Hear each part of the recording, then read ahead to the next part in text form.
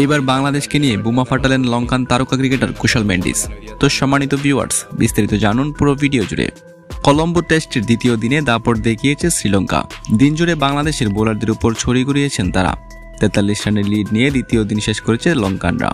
ম্যাচে এখনও চালকের আসনে রয়েছে তারা। প্রথম ইনিংসে 247 রান তুলে অল আউট হয়েছিল বাংলাদেশ। এরপর ব্যাট করতে নেমে নিজেদের ব্যাটিং বীরত্ব দেখিয়েছেন শ্রীলঙ্কান ব্যাটাররা। শুরু থেকে চরম অগ্রাসী ব্যাটিং দেখিয়েছে তারা। সেঞ্চুরি হাঁকিয়ে ডাবলের দিকে ছুটছেন ওপেনার পাতম নিশাঙ্কা। মাত্র 2 উইকেট হারিয়ে 290 রান তুলে নিয়েছে তারা। দ্বিতীয় দিনের খেলা শেষে বাংলাদেশকে আরও চাপে ফেলার উপায় বাতলে দিয়েছেন লঙ্কান উইকেট রক্ষক ব্যাটার কুশল মেন্ডিস। সংবাদ সম্মেলনে কুশল বলেছেন, আমরা জানতাম উইকেট ধীরে ধীরে স্লো হবে এবং বেশি রান করবে।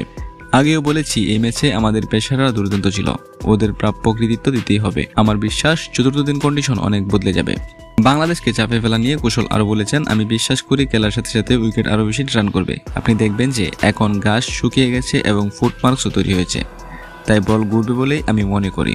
আমরা চতুর্থ ইনিংসে ব্যাট করতে চাই না, আমাদের লক্ষ্য হচ্ছে গভীর ব্যাটিং করে ওদের চাপে ফেলা। আমরা এক ইনিংসে যে রান করব তারা 2 ইনিংসেও সেই রান করতে পারবে না, এটা এখন আমাদের লক্ষ্য।